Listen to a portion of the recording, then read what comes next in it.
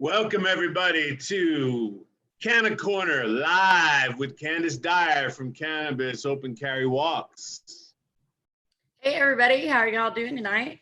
Today is 420 and we've been celebrating all day. Did a lot of lives today, watched a lot of lives, had a lot of fun, and now it's time for the show, CannaCorner. So every Monday at 8 p.m. Central Standard Time, we come on for COCW's CannaCorner. We normally go live from Facebook, but again, we're doing it YouTube because Facebook is being funny. And so we are on YouTube right now. So hey to all the YouTube fans for Walks for Change. Hope y'all are doing good. We got an awesome guest today. Rena McCain will be on with MHX Texas or MHX 10 Texas Radio. And she's going to come on today. She's a good friend of mine. But before that, I wanted to thank the Human Solution International, Coffee Party Radio USA, USA Radio, and I Take Liberty with My Coffee. They're sponsoring CannaCorner as well as Cannabis Open Carry Walks, of course. It's all about CannaCorner. So anyway, now that we got that out of the way, I wanted to let everybody know that we are now joining forces with Come and Toke It.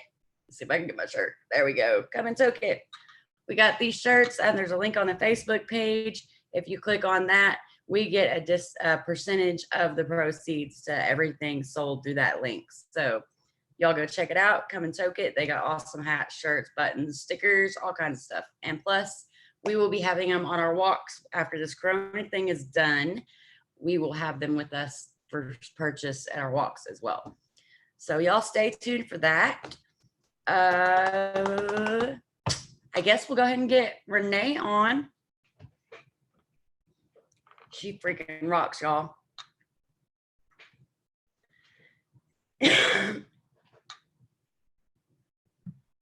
What's up? Hey, how are you guys doing today? Happy 420, happy Weeds Day. Doing great, yes. Happy 420 to you as well. I'm all ready to chill and smoke with you today. Woo! Hell yeah.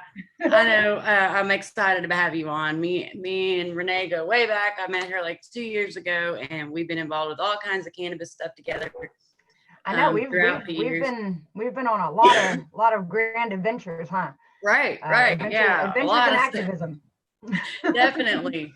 But it's been great, you know. It's been wonderful. I can't believe it's been 2 freaking years. Like that went by fast. Right. It seems like it went by very quick, and I don't know if that's because I'm getting older or if it's because it just went by really quick. But like, it's amazing, just even in 2 years, how much stuff really has changed. Though, I mean, one of the biggest things that I've noticed in 2 years is like whenever I first started getting involved in activism online, you know, I mean, because I've always, you know, advocated for cannabis, but not always, you know, on social media.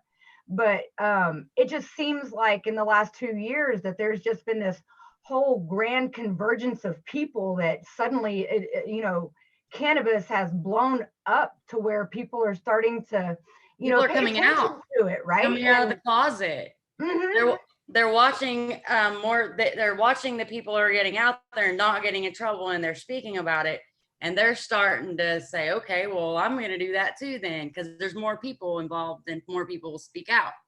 Doesn't it just give you chill bumps sometimes to watch these people like just, you know, take their voice and use it for something productive and something good? And, you know, I'm in my 40s, and I remember whenever, you know, cannabis wasn't something that people talked about, you know, I mean, like, it was on the down low. And I mean, almost anywhere you go nowadays, I mean, you can go to the grocery store, you know, I mean, and I don't know if it's just me because I also instigated a lot of these conversations, you know, I got to stir the shit. Yeah, you know? exactly. But, you know, but I mean, I go out of my way to start conversations with people, you know, just to bring up the topic of cannabis so that, you know, it inserts it into a platform to where it, you know, brings about discussion. Right. You know, and, you know, it's amazing to me, you know, the endocannabinoid system was discovered in 1964. and it's still not regularly taught in medical schools. Doctors There's don't doctors even know that about don't it. even know about it. You know, and they act like it's fringe science. Yeah, they act. Yeah. You Well, know, it's because that there. If you think about it, there's a lot of the reason is the ego of the doctors. Like they don't want to admit that they've been wrong all this time and that cannabis isn't this horrible thing that they thought it was. Because they've been right basically, they thing. say they're not supposed to like punish you for like if they see that you got cannabis in your system or what, but they do. They treat you differently if they take your blood and find cannabis in your system. Listen, I'm going to tell you a little something. Back right around whenever I started using cannabis, I had discovered and found out that I had herniated discs in my back. And, you know, some people may know, some people may not know that, you know, in a previous, you know, chapter of my life, I was a heroin addict. Right. And, you know, and it was a pretty bad time in my life. But I quit. You know, I laid it down one day and I was done with it. You know, I didn't go to rehab. I didn't do any of this shit. I said, it's time, you know, it's done. And it was hard, you know, being dope sick and all that stuff. It was fucking hard.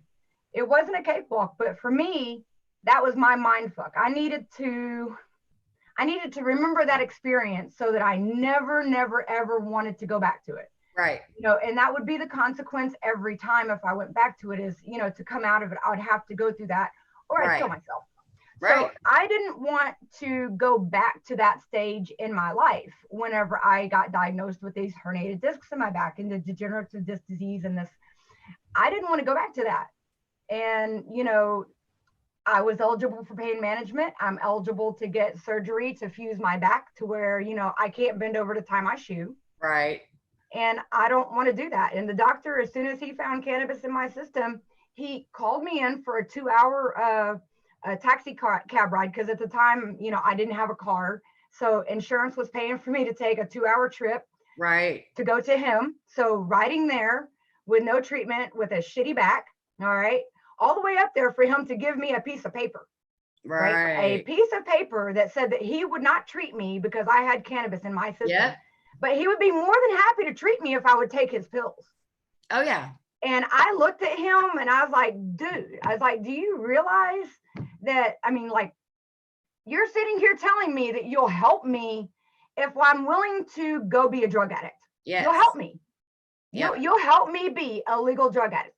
And that's why, you know, the Sackler family and, you know, the Oxycontin, the oxycodones and all that, that's why all that like really, really is like right here to me. Right. Is because, you know, you'll help people as long as they're willing to play along with being your addict. Exactly. You know, but anybody who wants to break free from that and doesn't want to continue damaging their kidneys or damaging their, you know, livers and liver and almost every other part of your body in the process. Anybody who doesn't want to do that, they're the bad guy. And how fucking backwards is that? It is. It's I apologize for my sailor mouth. I forget. No, we all. I don't wash my mouth on this show. But I mean, it makes me so angry because, you know, I was that drug addict. Right. You know, I was in that part of life where, you know, I couldn't wake up in the morning without sticking a straw in my nose and continue my day that way. Right. And, you know, as long as I wanted to participate and even the methadone clinics, you know, if you're willing to take methadone, which is worse for you than the heroin itself, you know, they'll take your little bit of money and they'll give you a little sip every fucking day, as long as you come in every day. But what they don't tell you though, is they make it ultra hard for those people, because I can't tell you how many times I've been with people to the methadone clinic and they ask you, do you want the good stuff or do you want the good stuff? You know, and if you tell them that you want the really good stuff, they'll meet you around back and they'll sell you some dope. Oh, wow. And by dope, I don't mean weed. I mean heroin. Right. No, I get you. My mom was on that methadone and it built up in her system and it let go all at once while she was in the store and she collapsed. I mean, it almost killed her. And I've been through the same situation you're talking about. I was on meth And so I totally understand your withdrawal and the fact that cannabis helps. I do take low dose tramadol right now for my back, same issues as you. Right. But I will not touch anything stronger than that, because you're right. You're going to be addicted. I am addicted to these pills. That's just the truth. I mean, if I quit taking these, I'm going to be sick. I mean, that's the truth. Yeah, and that's but you're the thing right. too. If And I that's want to just take cannabis, these doctors won't see you. They won't see you. But you're happy to go get back on that Xanax and Paxil and stuff, and I'll treat you then. Because I told them I took it for anxiety. Oh, you're happy to go on the Xanax. And I'm like, dude, if you knew my background on Xanax, you would not be fucking telling me that. Right. But here's the flip side of that. Okay, now if you go to like pain management, they'll hook you up with the pills, but now they look down their noses at you at hospitals and things like that. If you go there and you're actually in pain and you've had a history of drug addiction, they don't want to give it to you then. Yeah. So I mean, it's like all skewed up. It's like, but the pills are going to give you the addiction, period. Like, right. They're going to addict you, and then they're going to look down on you for being addicted. Basically, that's what it is. Well, I mean, like they've shamed a whole nation, you know, that have gone through. The statistics on drug like heroin and ice and everything have gone up, and that's why the opioid epidemic happened. They fed him pills like candy forever, and now all of a sudden, and I lived in New Jersey at the time, and I mean, like New Jersey was, you know, the hotbed of the epidemic there for a while.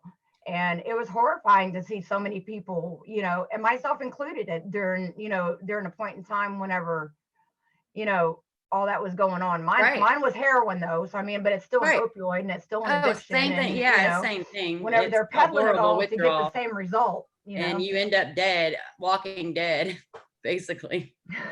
Yeah, it's horrible. Cannabis, man, it's a hell of a gateway drug, but most people are not to get off drugs. It's a way to get off of those hardcore drugs. But yeah, it's horrible, the withdrawal and everything. And most people don't understand that when you do heroin or meth, what it does is it releases all the endorphins in your brain. So you can literally not be happy for almost a year to 2 years. Your endorphins don't get straight in your head. Like it don't build back up because you've released them all. Right. So that's why the statistics of getting off drugs and staying off is so low, because they can't be happy for 2 fucking years after. You know, it was really, really hard whenever I quit. And whenever I tell you that I quit cold turkey, that's the way I did it. I think about day 3 in, my legs were so creepy, crawly, and freaky and everything that the friend that I was staying with that kind of babysat me a little bit, you know, she had some promethazine with codeine. And it was a little bottle, and I drank about half of it, and it knocked me out for about 12 hours. But after that, it was like, okay, I can do this, you know, and I kept fighting forward. And you're right, because, you know, the physical part of it, you know, and the mental part, you know, it does last a really, really long time. I mean, it took me a while to get, you know, but it's persistence too. Yes. You know, so I mean, yes, the addiction's horrible, but it is possible to quit.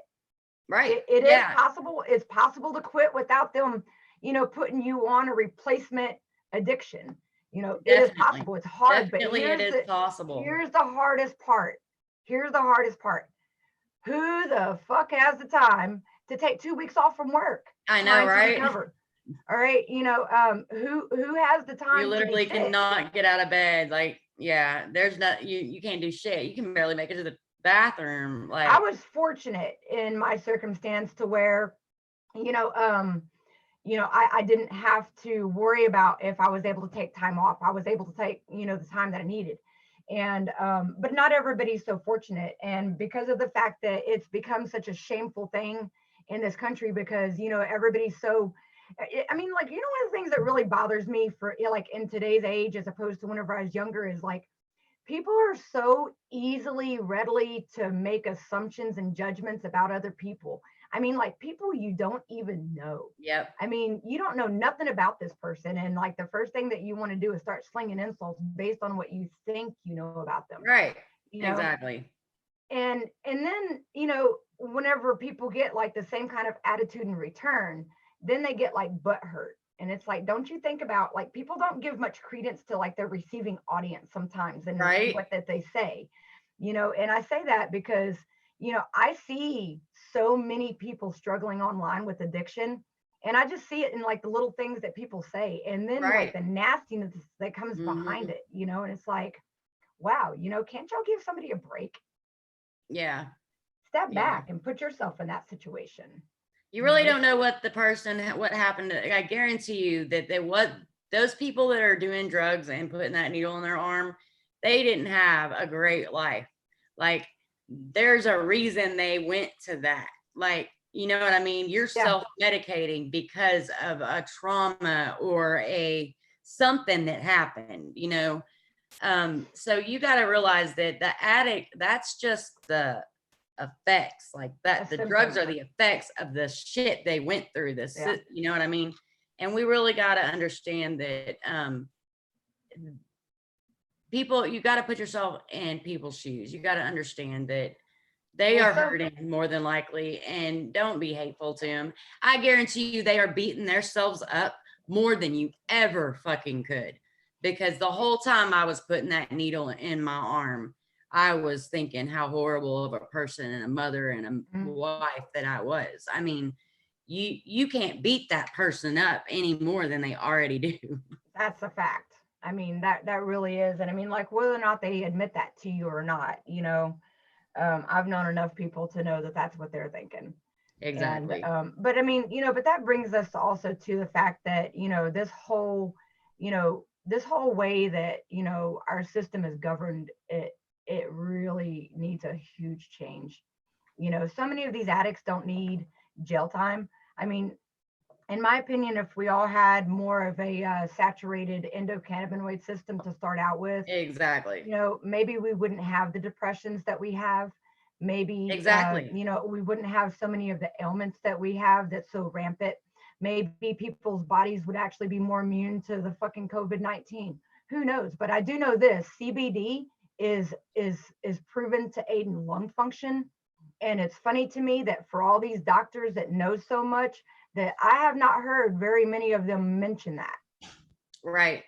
I mean, if something natural is going to aid lung function, and I'm a doctor speaking to a country of people, I mean, I would throw that in there, and I'd be like, hey, you know, it might not get rid of it, but it might help you out. Exactly.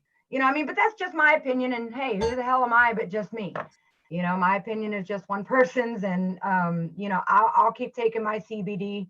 And no, you're absolutely right. We had, like you were talking about, the endocannabinoid system. I tell people, you know, it's like a vitamin deficiency. It is. And if you don't have calcium or iron, your body goes through issues, you know, you end up having effects from that. And the CBD is the same. It's like, if we had that in our system, they wouldn't have the depression they're having. They wouldn't have the cancer rate going up the way it is. And or maybe people who had diabetes wouldn't have to be on all the, you know, crappy medicines and stuff that they are on that destroys their bodies. I mean, like, autism rate, man, everything's gone way up, and it's because we took cannabis out of our diet. I mean, that's the only injecting all these hormones and all this garbage in the food, and you know, and water that isn't clean. Well, I mean, you know, that's the thing is, you know, I mean, like, you know, with not clean water, you know, people will most identify with Flint, Michigan as being one of the worst water, you know, problem, you know, crises in the United States. Right. But, you know, there's also happening. many other they still ones have to pay for their damn water right now. Just letting people know about that. It's still happening. It's not over. Well, I mean, and that's the thing too. I mean, like we're all like literally in lockdown isolation over a virus. And I mean, like, you know, but you know, it's the emergency, but then, you know, not having clean water also causes cholera. Exactly. You know, so I mean, like, where's the emergency for them? Yeah. You know what I mean? Like, it boggles my mind.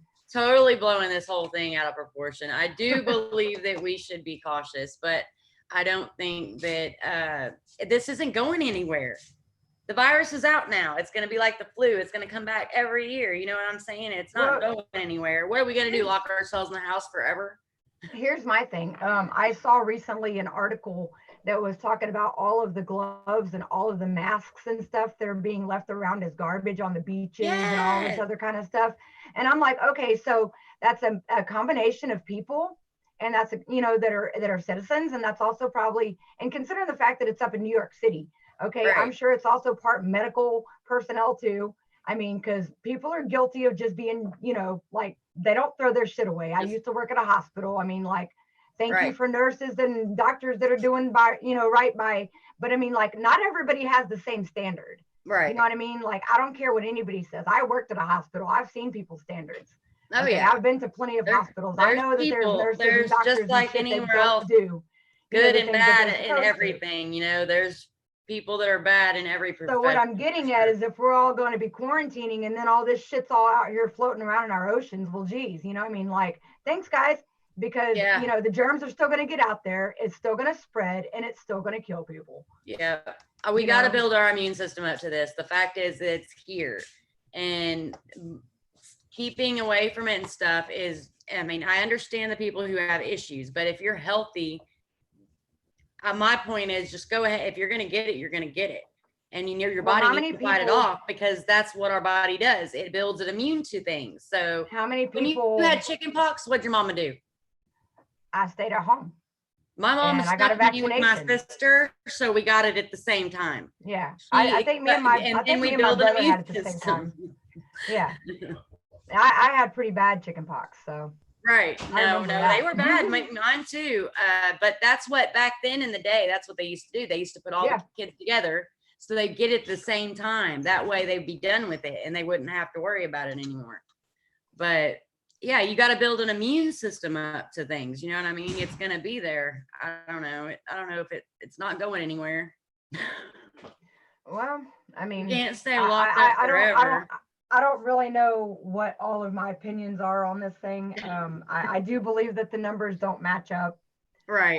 Well, they had them I really mean, high at one point, and then they said, "Oh no, they're so low now because of everything y'all been doing." But the thing is it's lower than their prediction of low. Like, I don't know. The numbers are crazy, but well, I'm just saying. I'm not saying it's not there. I'm not saying there isn't a virus. There's definitely a virus. I just think they're pushing a fear agenda on people, almost to see how many rights we can get taken away, and people say, please take them away, I'm scared. You know what I mean? yeah, and that's the thing is I mean, like, after 9/11, the Patriot Act gutted so much of our Yes. rights and different stuff, and I mean, that was passed out of fear, and they made That's it sound another good. example of the fear thing. Yep. And it wasn't And even a terrorist or whatever. and It's like they created it so we'd be afraid and go to war. it's scary to live in a society where there's so many submissives, to where, I mean, like, nobody really thinks to ask questions or think outside of the box. And, I mean, like, I get called crazy and conspiracy theorist and everything, but, I mean, I think it's good to have an imagination. I'm not saying I make things up in my head, but I mean, like, this exact thing that's going on right now is the same shit that I've been talking about for years. Right. I mean, right. I've been around A lot long of enough us, to see, yep. and I mean, what's going to come out of this? I mean, we're all in lockdown, and it's against everything in the Constitution. I think it is, and most cannabis activists, they can relate, that you realize, well, my government's been lying to me all this time about cannabis, telling me how bad it is. And then you find out, no, your government's been lying to you. And then you start thinking, well, what else is the government, lying about? What else is they twisting things for their agenda on? And that opens our minds up to possibly other things they fucked up with. But well, I was always taught to question authority. I was always taught to question the official narrative because, I mean, you got a lot of people up there. I mean, like, you really think that all of them are, in there for the good of us? I mean, like, I don't really feel like, I mean, our government, I mean, really, honestly, I don't think they really give a fuck too much about us. no, I mean, like, what they can get from us, we're taxes to them. That's all they care about. a number. Yeah. But okay, I know we've gone all different topics, haven't we? I knew this would happen though. That's why I was like, we're just gonna wing it because we got plenty to talk about. But no, you want to introduce people. Tell we didn't ever tell what radio station you're with. Oh yeah, who we you should are, do any of that. See, it's just 420, right so there's an that. exception to that. So I have MHX 10TX, which is an internet radio station on Mixler.com. So that's www.mixler.com/MHX10TX. And what I like to do on there is we like to keep it all cannabis, cannabis oriented mostly. I also like to put out like local upcoming artists, to give them kind of a platform to be heard with their stuff. And a lot of like music and stuff like that, cannabis music, they don't play all that on the radio, Right. like not on the FM dial. So I like to give that outlet. And I like to use it because it provides a platform to educate people about different aspects of cannabis. So, and I try to keep it light, try to keep it funny. On occasion we do have, guest recordings or guest shows from Walk for Change, and God, I can't really think of everybody, COCW,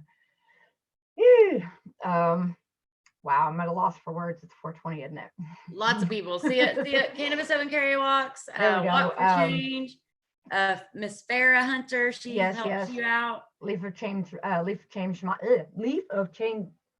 can't even say it. Faith. Leaf of Faith. Leaf of Faith Moms. Wow, right? I'm sorry, Farrah. Maybe I think Leaf of Faith Moms, maybe. There we go. Okay, so if you guys don't know who Farrah Hunter is, I've got to tell you guys, she is one of the most wonderful women that I know. She's the other half of MHX 10TX. She does the broadcast from 6 a.m. until 4:20, and she's from the Dallas-Fort Worth area there.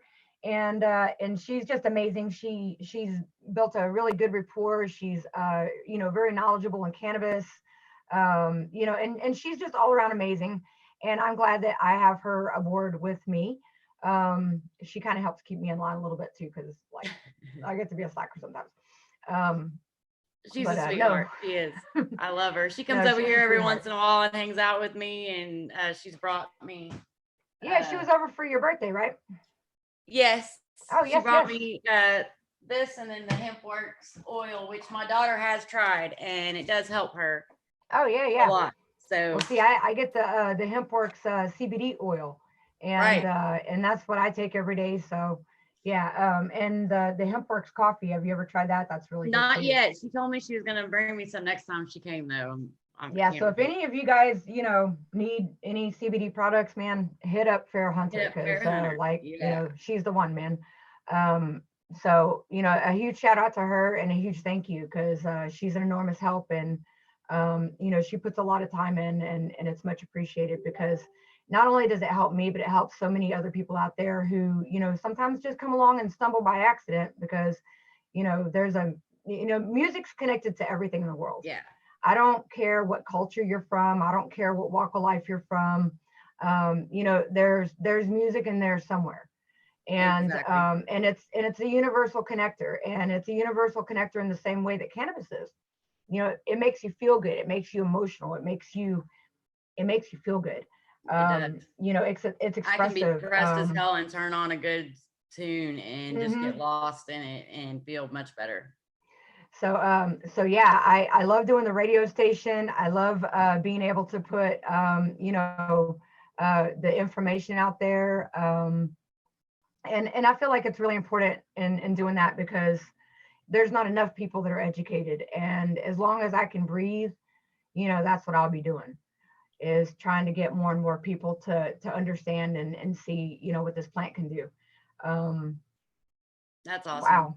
You rock, love. So does Farrah. I love both of y'all. Y'all are awesome. So how are you doing though? I've not even asked about you, because like I'm just one of those. I'm just keep going, roll with the flow. Right now we're with Cannabis Open Carry Walk, still 2 years.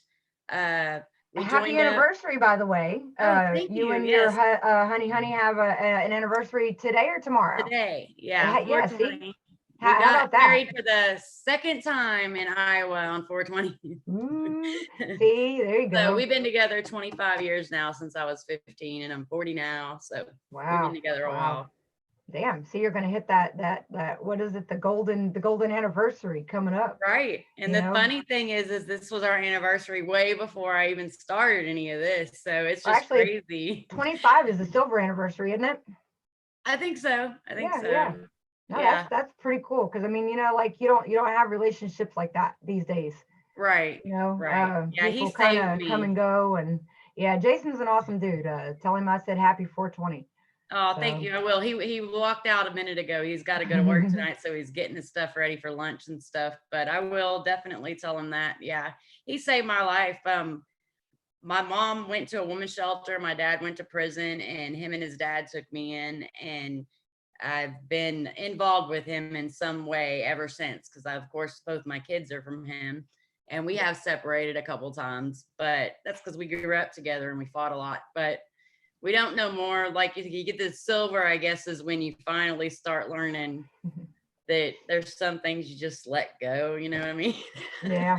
Well, I mean, like honestly too, even in our younger years, as we get older, we tend to, see things in different perspectives because you've lived a little bit more, and, the maturity is a little bit, different. Exactly. And yeah, so I mean, like, congratulations though. That's really awesome. I mean, no, thank you very much. Thank you. And give the daughters hugs for me and tell them I said hello. Definitely will. And I talked to Jason not too long ago. He's still in prison, but how's he doing? I got to talk to him the other day, and we sent him $100 again, so he's gonna have some money on his books. And we write him and talk to him, and he's doing good. He's hanging in there. He'll be out soon. Hopefully the end of this year is halfway. Like he'll be in 3 years. That's awesome. So we'll see. He got 6. So ridiculous. Yeah, ridiculous. I mean, it makes me really nervous with this COVID-19 thing because there's so many people in there that honestly, I mean, like to me, honestly, and this is going to sound a little, I don't know how people who are in there that don't have life sentences shouldn't be exposed to the virus.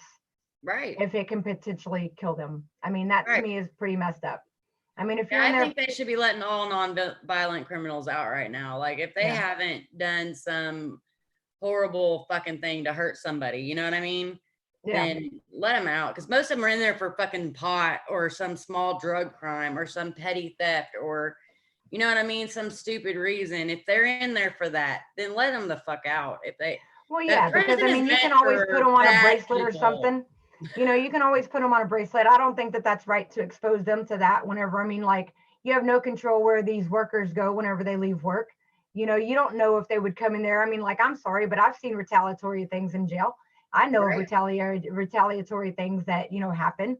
And I'm not saying that I know of anything specific, but, I mean, like, who's to say that, one of these, people that work there that get sick don't decide to just deliberately infect these people because, well, they're prisoners, so they don't matter much, I mean, like they're there for slave labor anyway, I mean, like, I mean, think about this in Louisiana, if you work on building the highways, I think you get paid 4 cents a day.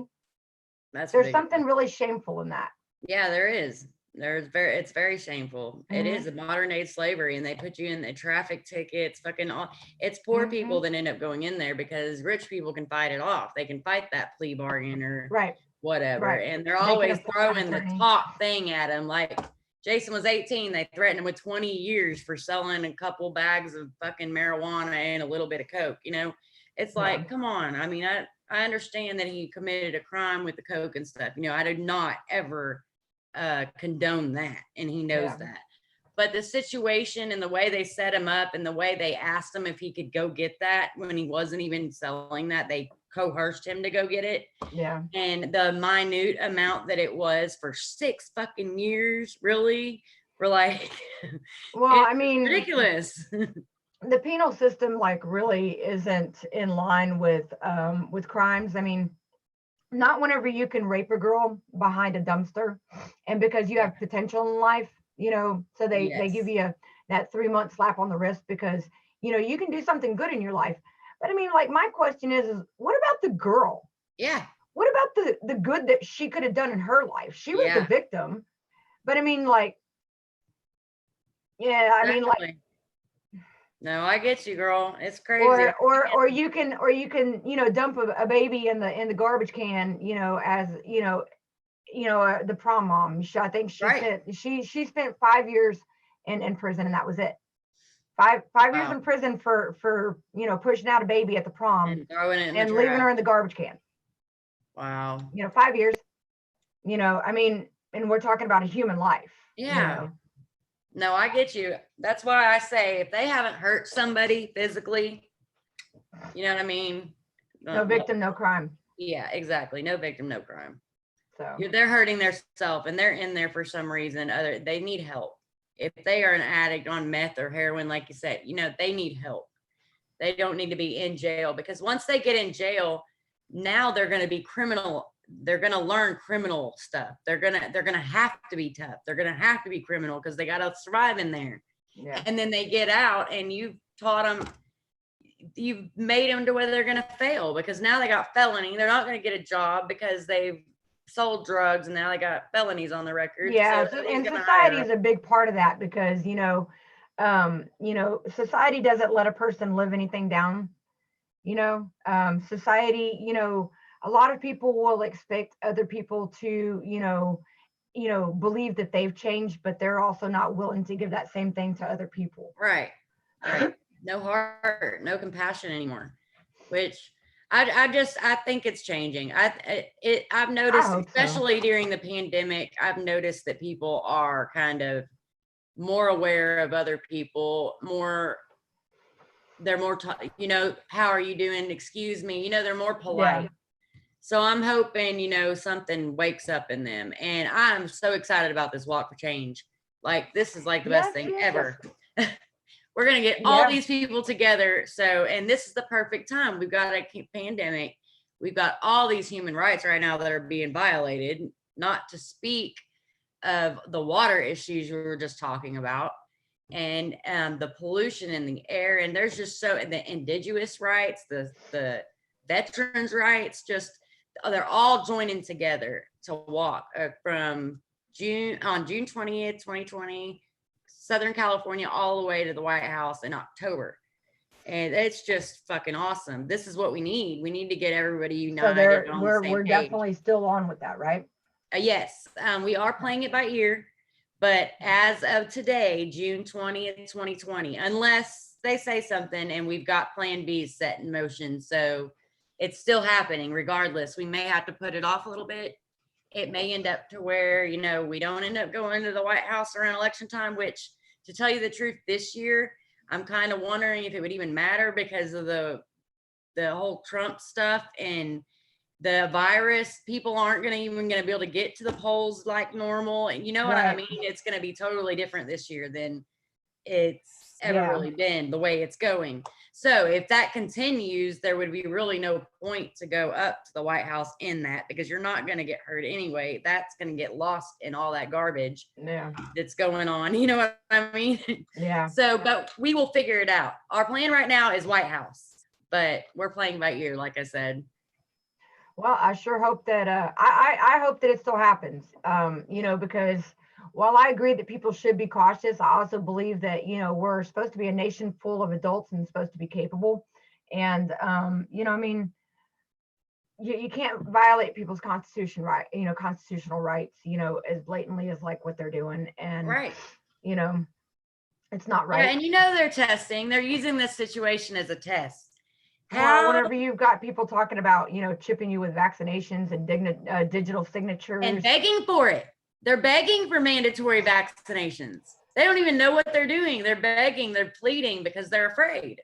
Yeah. And so the government, it's kind of like an experiment on how far we will let the government come in, and we will beg them to take our rights away. Like people are. They're like, lock everybody in the home. For that false sense of security. For the false sense of security. Yes. Yeah. And it's sad. I mean, it really is sad.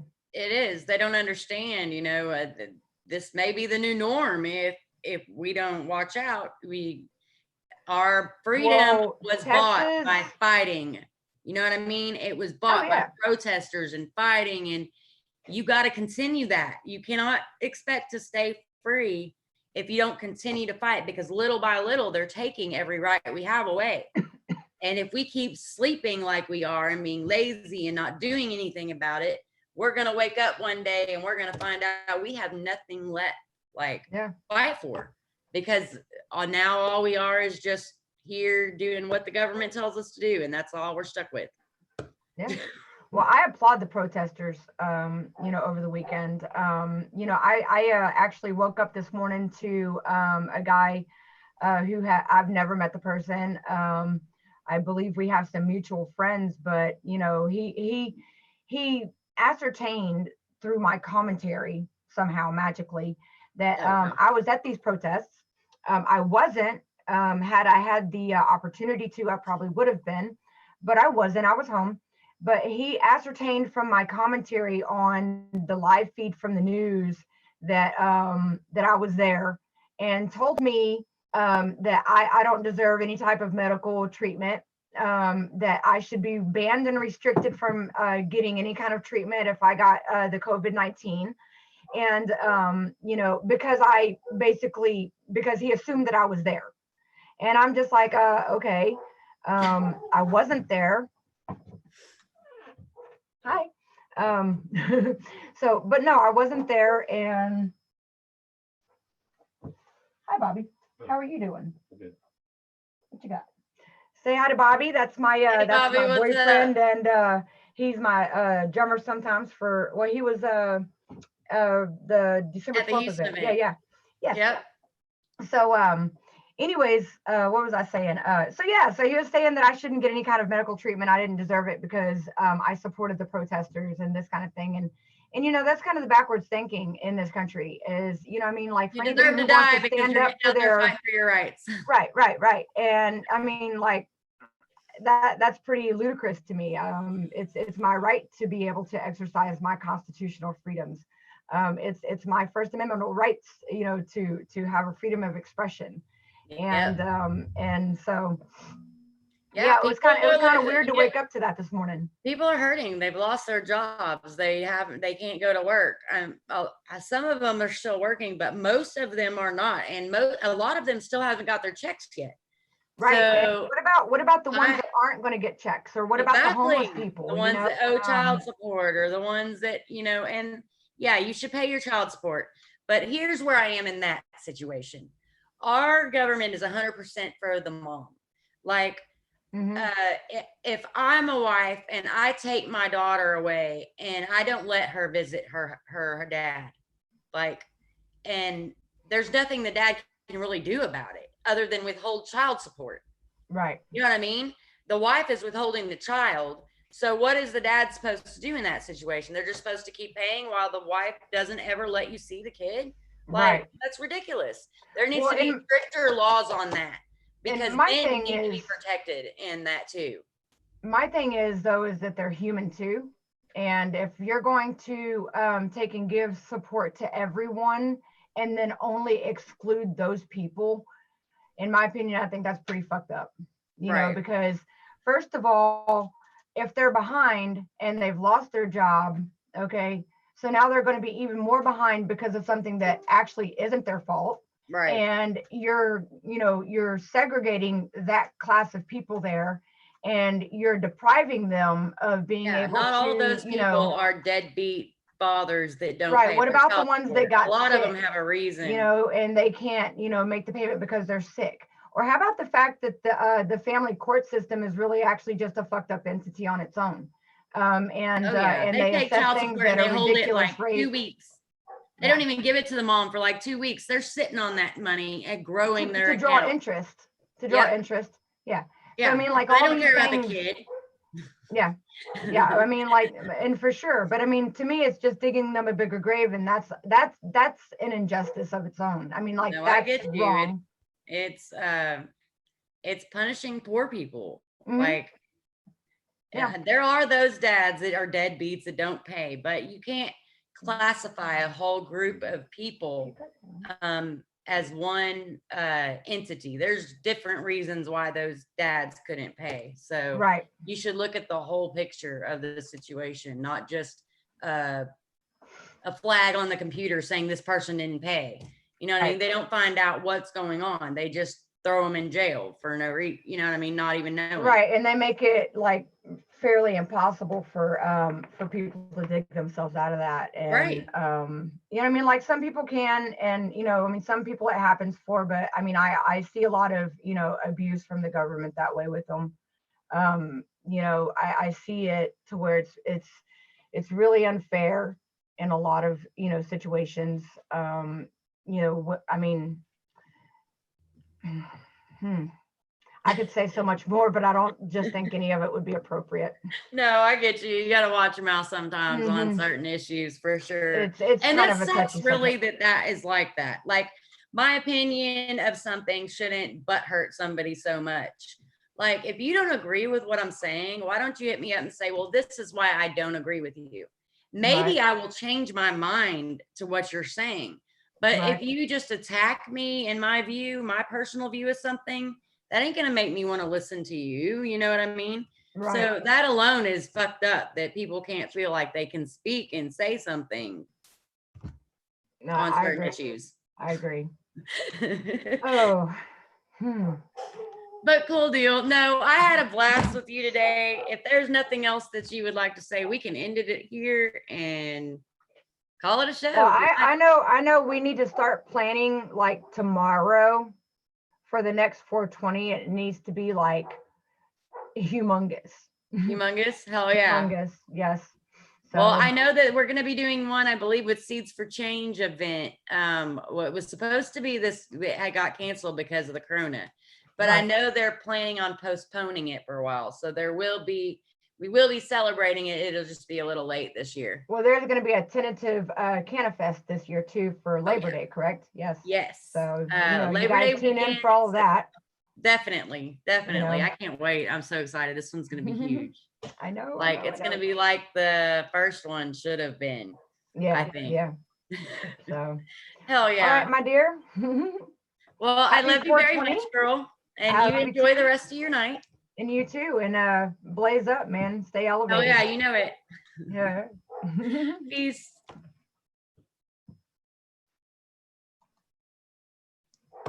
Heck yeah, y'all. Heck yeah, y'all. Anyway, that was awesome. I love Renee. She's a sweetie. Since we were just talking about CannaFest, before we end, I want to go ahead and let y'all know Labor Day weekend, we will be going to Crystal Beach, Texas. It's a badass beach. It's got thousands of people there just for Labor Day weekend, and this will be our third time going. So, I mean, it's just amazing. The atmosphere is awesome. There's wonderful people out there. We go out there and we have live music. We have speakers. We have vendors. If you're interested in being a vendor, we got $100 boost for 2 days out on the beach. We need food vendors. We need all sorts of vendors. So if you're interested, contact Cannabis Open Carry Walks Facebook page, or you can email the 420 Open Carry walks@gmail.com. I believe that's what it is.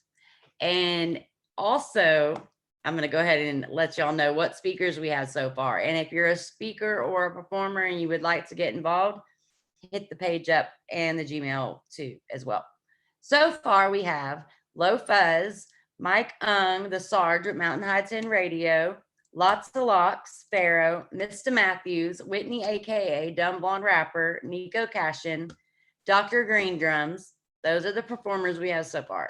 Those and speakers, we got Russell Longhammer with COCW and Normal, Karen Reeves with Team Syntex Community Outreach, Farrah Hunter with Mountain High 10 Texas Radio, Renee McCain with Mountain High Texas Radio, Troy Gibson from Houston High, Candis Dyer, Shauna Simpson with COCW and THSI Texas Chapter, Mandy Hughes with COCW and Seeds for Change, Hemp King with COCW's and Lifted Cafe, Michael Green, our Houston organizer with COCW, and Shamika Nolan from Can I Work, Joe Grumbine with the Human Solution International, and Tanya Sand with My Pain, My Battle, and My Story.